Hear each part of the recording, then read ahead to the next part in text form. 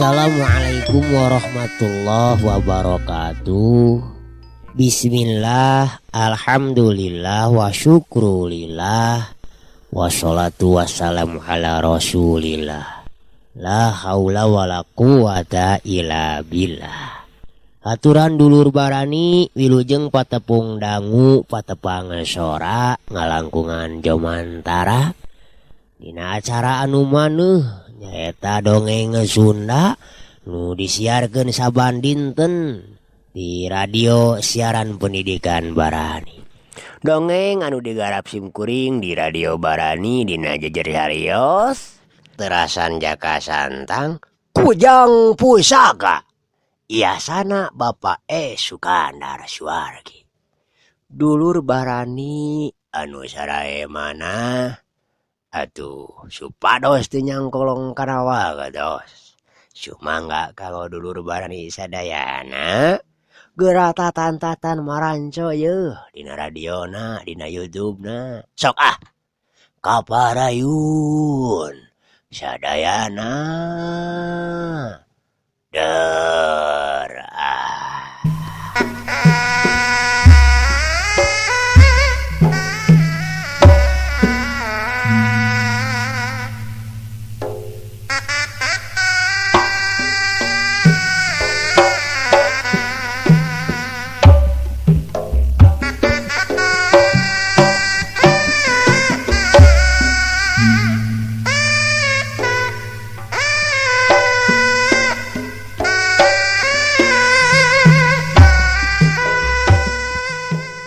Dulur Barani anu saati kanca dangu nu satuhu baraya anu satia ngadenge jawaban juru tulisan Jaya Kidul teh.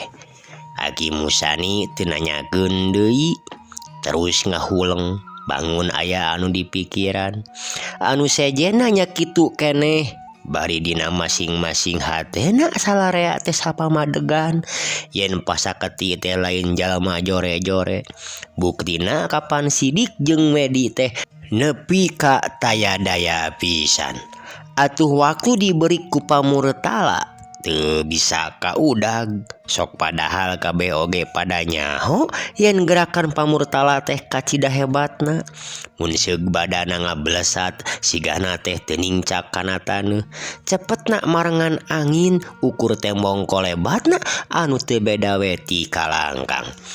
Antukna salarea jadi paheneng-heneng malah nepikeun ka anjogna pisan ka palebah imahna Pak Arman. Tetep we ngabaredeb. Atuh Pak Arman barang mireung anu ngabring teh ngagentak mapageun. Memeh nepi oge seurina mah geus diheulakeun nyerengeh bangun anu gerah naker. Dulur Barani saenggeus ngariung di tengah imah bari gorgar ngadarongeng ngebrehkeun ka bunga.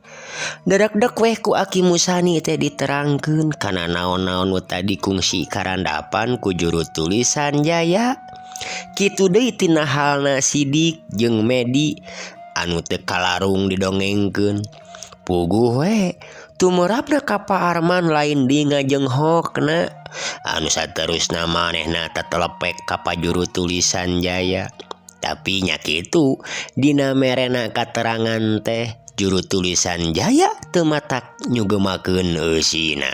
Teu beda we ti nu geus dicaritakeun tadi ka Aki Musani. Kituna teh teng atuh Pak Arman teh mikir anteng naker. Ngahantem nginget-nginget kaayaan juru tulis manehna keur waktu jadi bawahan manehanana. disalik si kalakuan sapopoena disikung si pasendatan jeung anu sejen tapi luput teka timu ngan ngadadak Pak Arman teh inget ka Manor Subli jeung Manor Wira. Kapan anyar-anyar ieu teh kungsi bandeng jeung juru tulisan Jaya. Memang teu langsung ari pacengkadanana mah lantaran anu ribut teh anak-anakna. Tapi teu mustahil upama Manor Subli jeung Manor Wira teh terus ngunek-ngunek. Malah ti heula oge saenggeusna diriung teh si Giman mah tetep we ngomplot jeung Jatnika. Bubar-bubar soteh bubuhan diobrot ku Pamurtala. Ku kituna jorojoy bae Pak Arman teh aya timburu. Moal gitu ributanana juru tulisan Jaya jeung Pasaketi teh aya hubunganana jeung Manor Subli. Sahanu nyaho upama Manor Subli minang saraya ka Pasaketi. Atuh pikeun mang maleskeun ka nyeri teh. Tapi mun nya teh kitu kacida deui matak teu kaharatina. Lantaran sasaranana teh teu langsung ka manehanana tapi ieu mah kalahkah ka juru tulisan Jaya. Tapi sanajan kitu pipikiran Pak Arman ngan teretet hae atuh anu unek-unek hatena teh ditemrakeun puguh we. Pikeun anu ngadarengekeun mah jol-jol samiuk we pada ngahaminan. Dalah juru tulisan Jaya sorangan oge ari geus ngadenge caritaan kitu ti Pak Arman mah jorojoy bae bijil sangkaanana ka Manor Subli sanajan nya ayeuna teh jeung Manor Subli teh teu mangrupakeun musuh. Tapi ari dalit atawa gulet mah deui henteu. Malah mun dirarasakeun mah bener-bener manehna teh jeung Manor Subli langka pisan patanya. Ari lain kasarampek teuing mah. Atuh pikeun Pamurtala barang hari tak nyabit-nyabit ka Manor Subli. Nyadadak ras deui manehna inget ka Jatnika anu kungsi ngomplot jeung anakna nyaeta si Giman. Atuh pok bae manehna ngebrehkeun maksudna yen hayang ngawarah nu jadi muridna. Bongan boga kalakuan nu kacidang mah hiwalna. Anu mana hal ieu teh keur waktu di Padepokan Ki Ajar Sancang oge kungsi didongengkeun ka Pagumilar. Dari kahoyong mah Pamurtala teu sae. Bendu dugikeun ka sesepan kitu mugi we sing emut. Apan Ki Jaja teh murid salira Pamurtala ku anjeun. Pagumilar ngawawadian. Memang basa ti heula oge kungsi ngageuing supaya Pamurtala teh ulah ngaberung teuing nafsu. Etam pisan nu mawi margina mah eyangna si Ujang. Nu mawi si Jajat Bajagi waras leres-leres teh nyerakeun kanu jadi guru teu ngahargaan ka sesepuh. Gerak naon maksada manehna make jeung mika hayang kuyang pusaka. Ceuk Pamurtala. Leres dina kitu nama Pamurtala. Namung teu aya lepatna. Upami urang dina ngawarahna teh upami disarengan ku landung kandungan laer aisan. Bilih bae Ki Jajat kitu peta teh diojok-ojok ku nu sanes. Sareng anu kedah diemutkeun deui teh nu jadi bapakna nyaeta Ki Jaja. Sajabana masih muridna Ki Murtala kapan manehna teh murid kuring oge deui. Atuh kalakuanana Ki Jaja mah kapan taya carekeunana. Janten upama seug diwarah sapertos ka musuh mah kacida teu mupakatna. Walon Pagumilar. Bener pisan Pamurtala. Dina hal ieu mah urang teh ulah gedebas gedebusna puguh. Dina engke ngawarahna Ki Jaja teh ceuk paribasana kudu leuleus jejer liat tali. Alusna mah diseleser heula sabab musababna. lantaran ari guru teh teu beda we tinu jadi bapak. Cenah geuning sagalak-galakna macan taranya tu anakna. Tah guru ka anak murid oge biragu lamun dek terus nuluasan. Tapi ari ngawarah mah wajar. Sugan atuh Ki Jaja teh bisa dipengkolkeun deui hatena kana jalan anu lempeng tur bener. Hakim Musani kontan ulu biung mabatahan ka pamurtala. Dulur Barani teuing kahartieun meureun naon-naon nu diebrehkeun ku Pagumilar tur ku Aki Musani. Da buktina manehna terus cicing teu daekeun nemal deui. Atuh dina pokna nyarita teh ayeuna mah jadi ngalegot kana kaayaan Manor Subli. Anu mun dihubungkeun kana kaayaan tadi asa mustahil upama seug taya patula patalina jeung pasaketi. Dulur Barani sadayana haturan yeuh nya ka sadayana nu maranco mugia sararehat jembari jigina ditebihkeun balaina. Kawasna bae lantaran panasaran hayang buru-buru manggih katerangan anu jelas. Harita keneh oge Pak Arman ngajurungan pagawe tukang sadap supaya neang Manor Subli jeung Manor Wira. Sadatang-datang nu duaan teh dek bae dibawa ngadongeng. Jelasna mah naon-naon anu karandapan tadi ku juru tulisan Jaya didongengkeun deui. Bari heg ku Pak Arman teh ditanyakeun, naha manehna warawuh henteu ka jalma anu ngaran Pasaketi anu ngakukeun padumukanana ti sayang heulang. Tamat nu dodongeng duanana kontan ngajarawab yen anu ngaran Pasaketi urang sayang heulang teh sama sakali teu wawuh. Sarta duanana cukcrek pada gogodeg bari ting rareret ka juru tulisan Jaya. Ku kituna maksudna dek nyalaser teh jadi ngabuntut bangkong. Piraku ari kudu diteren-teren mah kaciri pisan yen nyangka gorengna teh. Atuh sanggeus Manor nu duaan baralik deui. Pagumilar mah pok bae nyalahkeun ka Pak Arman. Padahal mah mun seug nya boga sangkaan ka Manor nu duaan atawa ka salah saurangna alusna mah tong waka digareuwahkeun. Tapi kudu dititenan kalakuanana sapopoena. Tapi ayeuna lamun seug nya teh maranehanana aya hubunganana geus tangtu bakal ati-ati lantaran urang geus ngambeu kana kalakuan maranehna. Nyeta abdina teu sabar Kang sok gregeteun Pak Arman ngajelaskeun. Tapi manehna bari terus ngahuleng di jeroanana mah ngabenerkeun kana pok-pokanana Pagumilar kitu teh. Tapi ketang dititenan mah tiasa bae Kang sawios eta mah minangka ngagosna we malah aya saena. Upama maranehna pada ngagaduhan sangkaan yen pihak urang geus ngambeu kana kalakuan maranehanana geura bakal kacirina keur hati-hatina teh. Pak Arman nyarita deui saolah-olah menerkeun kana kakaliruanana tadi.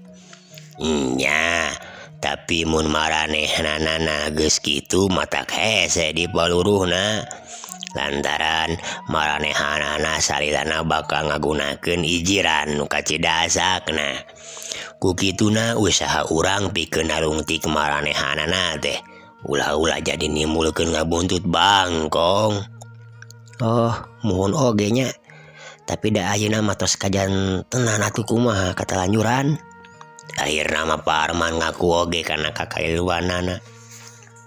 Dulur Barani nu saati kanca dangu nu satuhu baraya nu satia cag sawala nu ngeunaan dirina Pasaketi ditunda ngan sametinya.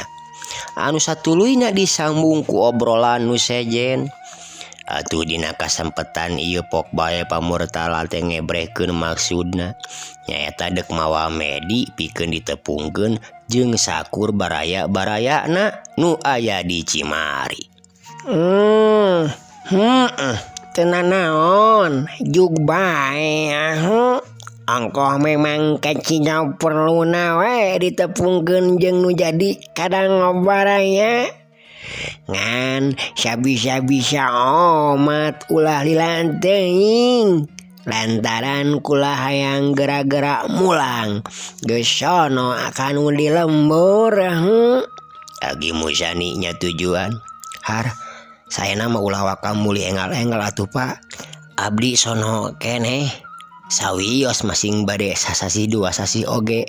Calik-calik we heula Pak di dieu. Pak Arman gancangna keur nempas. Ih, pogo ngarawe sono nama kula di dieu teh Pak Arman.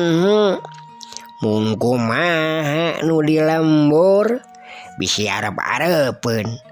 Keun we ari masih aya umur sarta diparengkeun ku Gusti Nu Maha Suci. Pasti urang teh bakal bisa patepungan deui. Sumuhun Bapak, namung kahoyong abdi mah Bapak sareng sadayana ulah waka enggal-enggal mulih. Pak Arman bari ngaleret ka Pak Gumilar. Maksudna mamenta dibantuan nyarita supaya Aki Musani bisa diandeg leuwih lila. Nya heg bae atuh Arman. Dalah Kang oge masih sono keneh di dieu teh. Ieu deui, kapan aya pasoalan nu ngeunaan Pak Ulis. Kahayang mah Kang teh milu mereskeun nepi ka jujungna. Pak Gumilar anu memangna surti kana leretna Pak Arman teu talangke nyaluyuan kana kahayangna Pak Arman. Kitunya Ki Adi nya heg bae atuh ari kahayang Ki Adi kitu mah. Aki Musani nembalanana bari ngahehe. Ret ka Pak Gumilar geus surti pang-pang nama Pak Gumilar nyarita kituna teh lantaran hayang ngageunahkeun hate pribumi. Tah beres ari gitu mah gilanceug. Pak Gumilar kabawakeun ngahehe bari males ngaleret ka Aki Musani.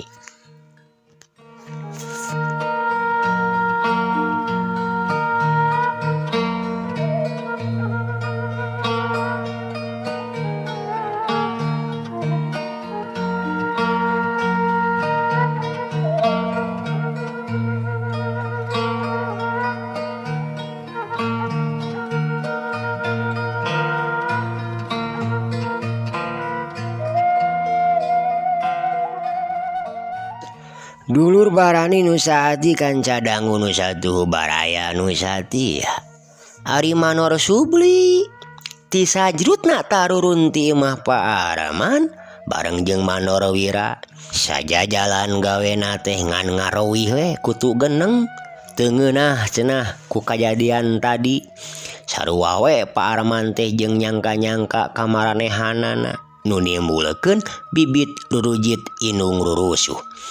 Tapi ari Manor Wira mah sabalikna. Manehna kalahkah ngahruk bari ngabedeb. Mireungeuh nu ngabuis teh bangun nu teu mirosea. Bener-bener ieu mah madag teu ngeunah. Abong-abong kanu leutik nyangka koreng teh kabina-bina.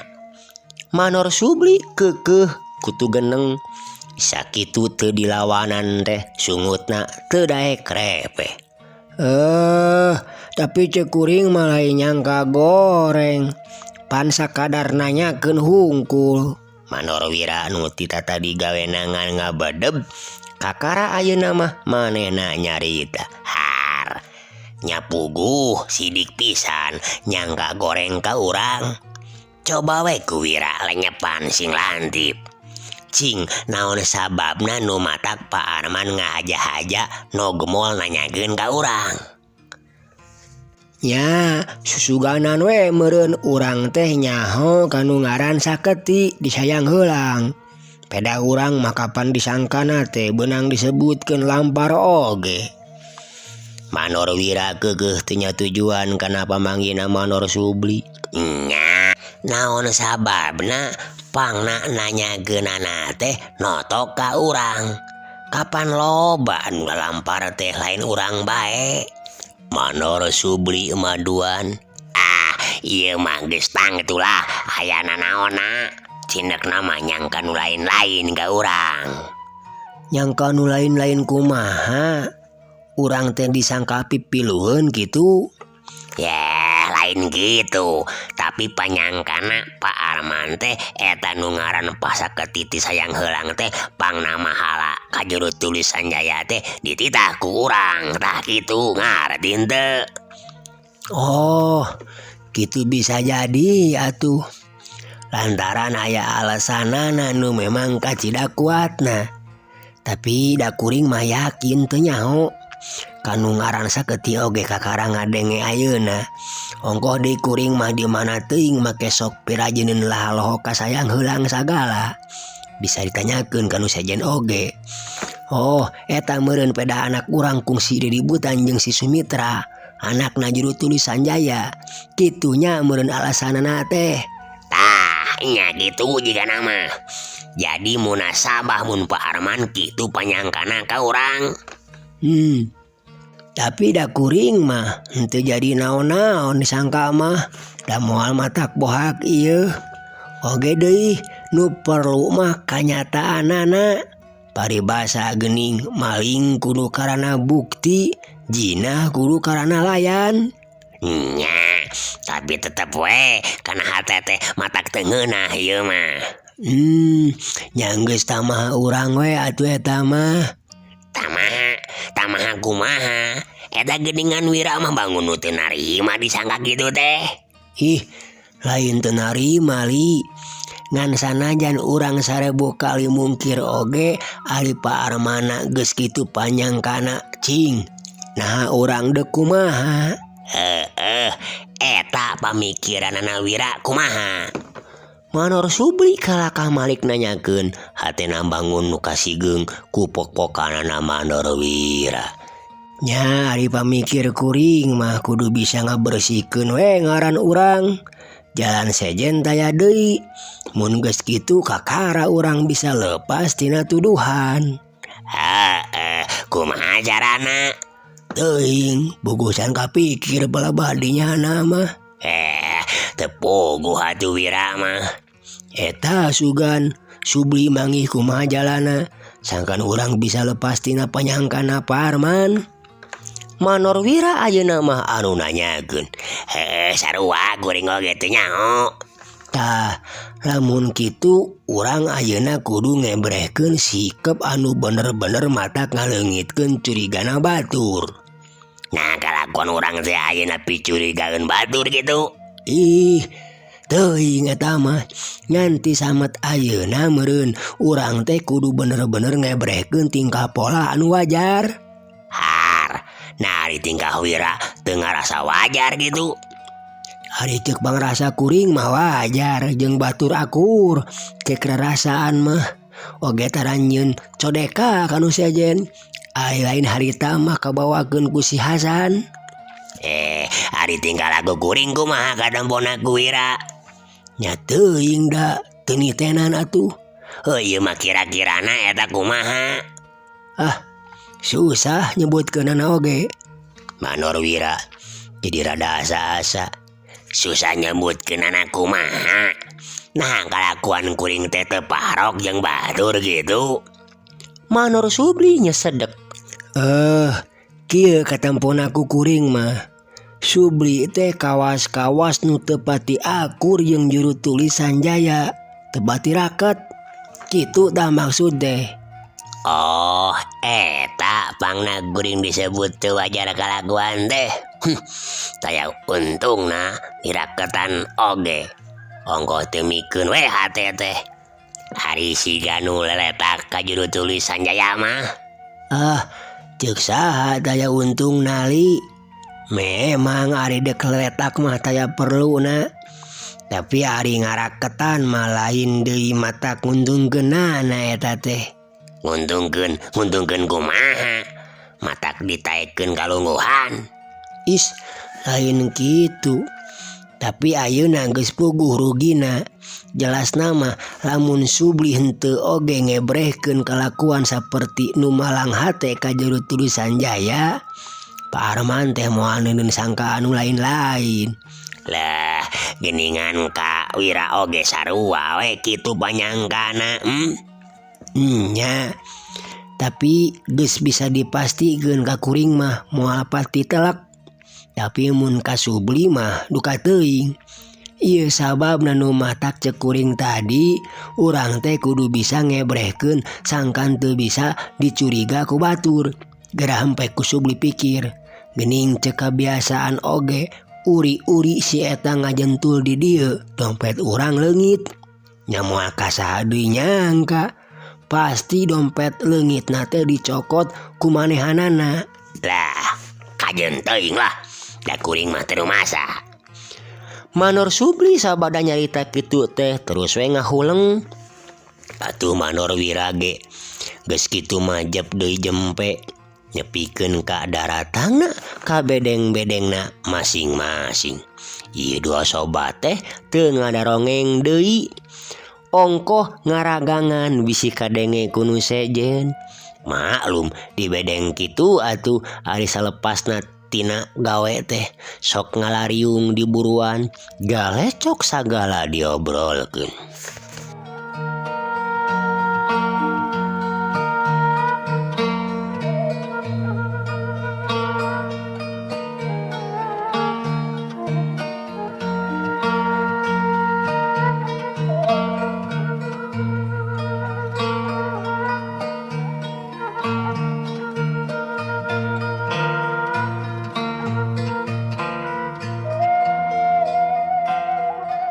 Dulur barani isukna jalma-jalma nu deuk nyadap geutah teh geus rabeng kaluar ti masing-masing bedengna. Teu beda we ti si Raru nu bari jeul tina liangna, bari dibarengan ku masing-masing mandorna.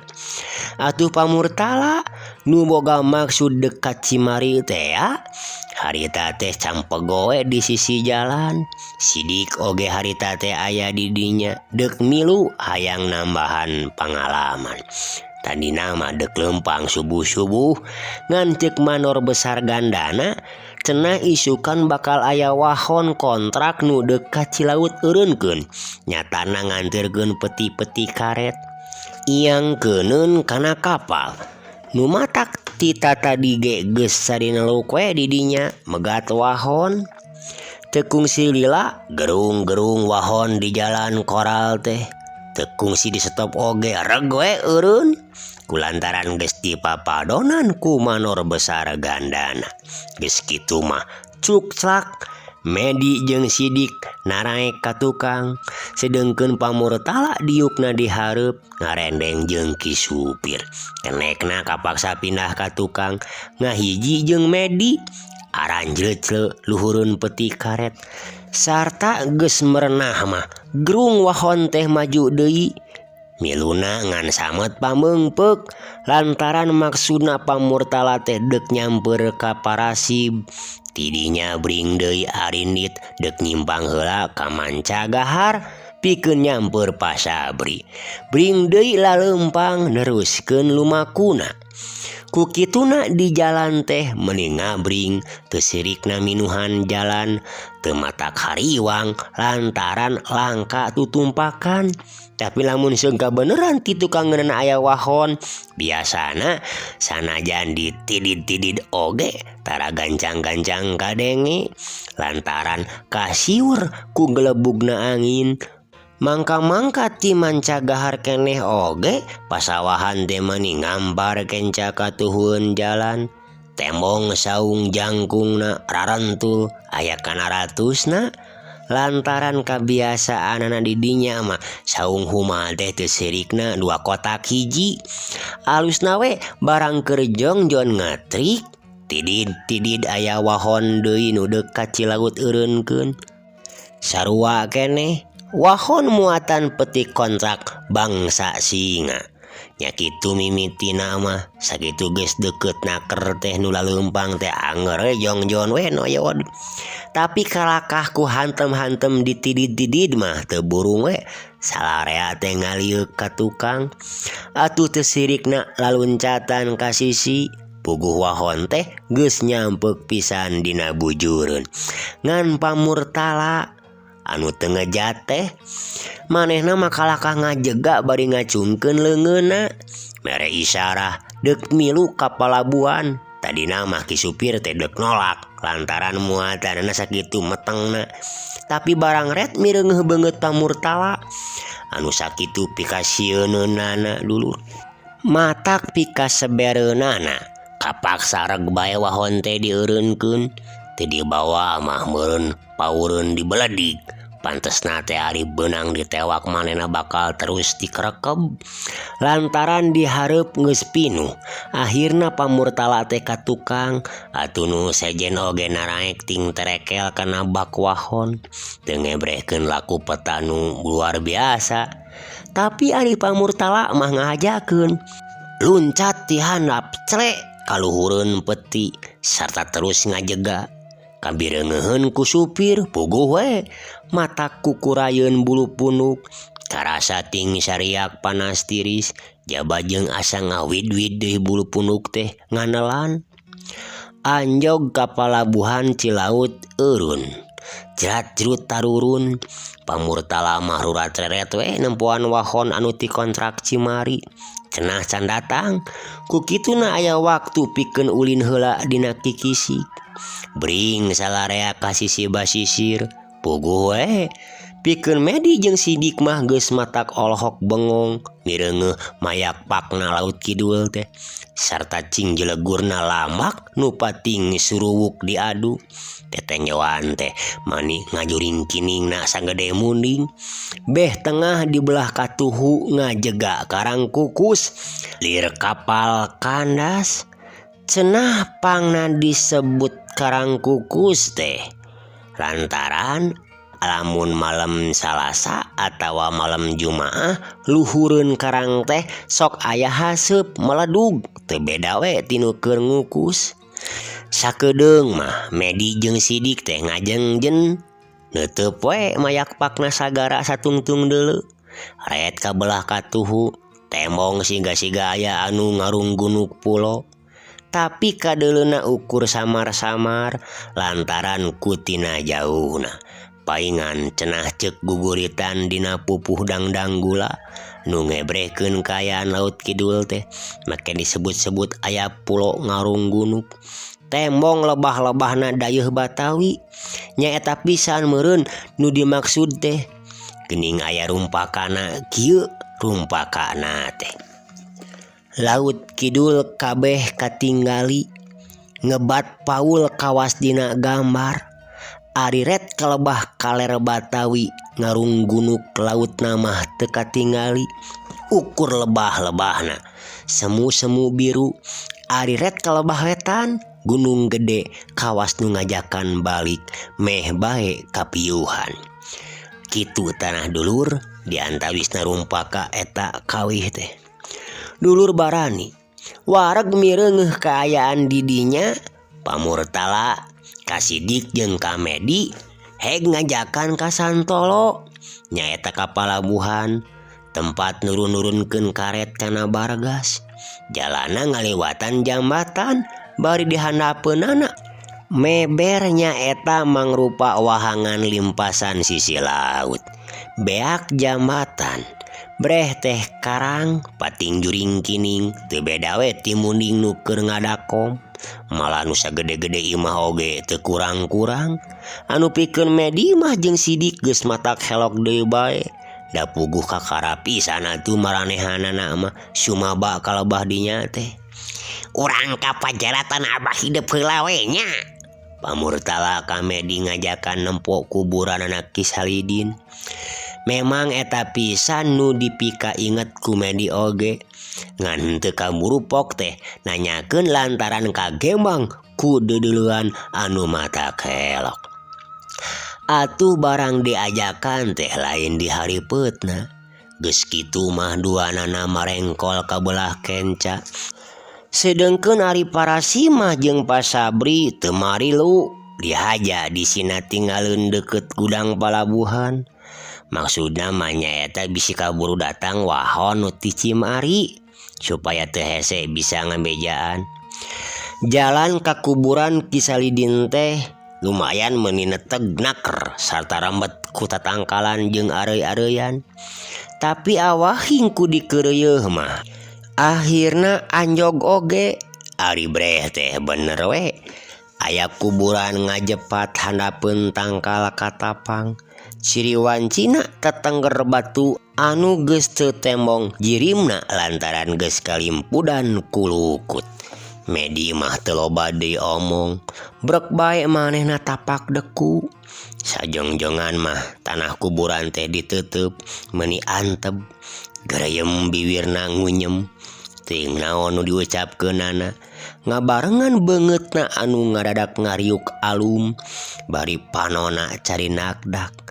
Jalma anu beuki seuri harita mah ngadadak ganti pamulu, sarta teu karasa deui cipanonna anu ti tadi ngembeng teh celak-celak bae nyurudut mapai pipi terus ngalembereh ka handap maseuhan baju kampretna. Abah, hapunten abdi Abah. Rajeun teh tiasa nempungan saukurung gunukna taneuh. Mung taneuh kuburan anu mencugug di buleun lukut.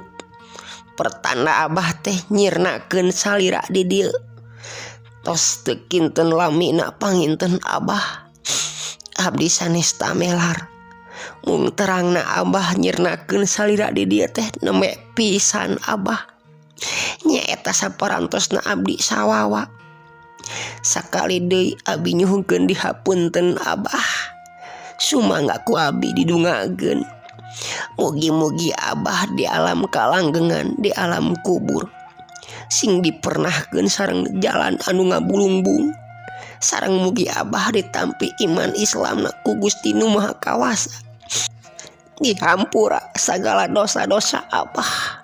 Kalayan disarengkeun sareng jalma-jalma nu iman takwa ka mantenna. Ya Allah. Amin ya robbal alamin.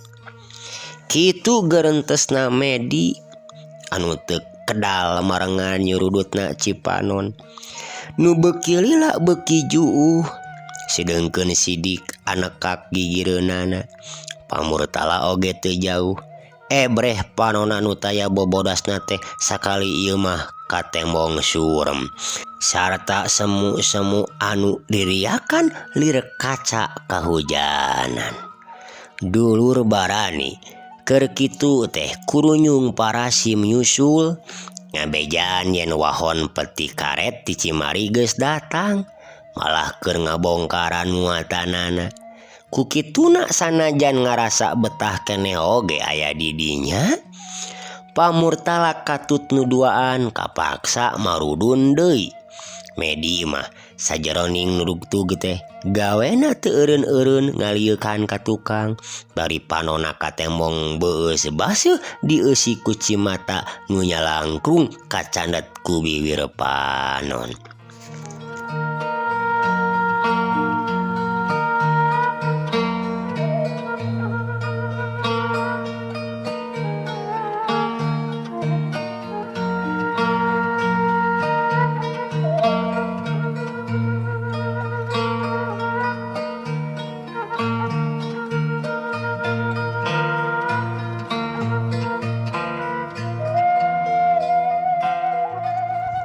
Dulur barani nu saati kancadangu nu satuhu baraya nu satia.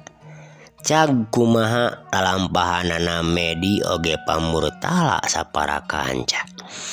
Ayeuna urang nyaritakeun di tempat sejen. Curingkang,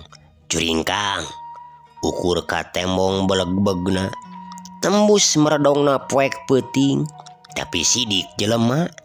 Lempangna sasalingkeran malibir ka tukangeun ting jeleg-jegna tangkal karet jorelat nincak taneuh koral. Saeutik oge teu ngadatangkeun sora ciciren lain jalma handap-handap ilmu panemuna. Geus kitu terus lempang ngincid, bangun rurusuhan, muru kalebah bedeng pagawe. Barang geus tembong lebah-lebahna nu diciriwancian kuting kolenyaina lampu-lampu lantera nu dipasang handapeun panyaweran. Eta jalma teh jerelat luncat ka sisi kebon karet, terus lempang deui ngadeukeutan bedeng-bedeng anu marapat sapanjangna jalan koral. Anjog ka hareupeun bedeng pangsisina, heg manehna teh ngajanteng duhur kuta peuntaseun jalan nyang hareup ka palebah bedeng. Panona cungas cinges nitenan sakurilingna, tapi tetela taya anu matak nyurigakeun. Puguh kaayaan peuting nu sakitu rehe comrekna teh. Si bedeng teh geus tinggal luhur dipepene ku jemplingna peuting, ngareureuhkeun awak, mentas banting tulang digawe sapanjang beurang. Manehna ngaluarkeun sora, bleg bae anjing anu babaung, anu tekung silila ting cungungung, dituturkeun ku sora si tumang jeung si belang. Tapi aneh, anjing teh babaungna bari terus ngajauhan ti wawangunan bedeng anu panghareupna. Nu saterusna rageg, sorana ukur hawar-hawar, manehna disada deui bari tanggah sorana melawung ka luhur. Teu beda we ti sora anjing anu keur ngagogogan bulan. Memang harita teh bulan katembong jauh naker. Ngan hanjakal waktosna kabujeng Seep. Eueuh dulur, waktosna kabujeng Seep. Cag atuh carios dongeng Sunda kujang pusaka yasana Bapak S. Sukandara Suargi. Kurang cekapkeun ka dieu, insyaallah urang teraskeun enjing pageto. Kalayan mudah-mudahan aya dina kalancaran. Sakitu wae dulur. Atuh Kang Yusun Nur pamit. Wassalamualaikum warahmatullahi wabarakatuh. Permios.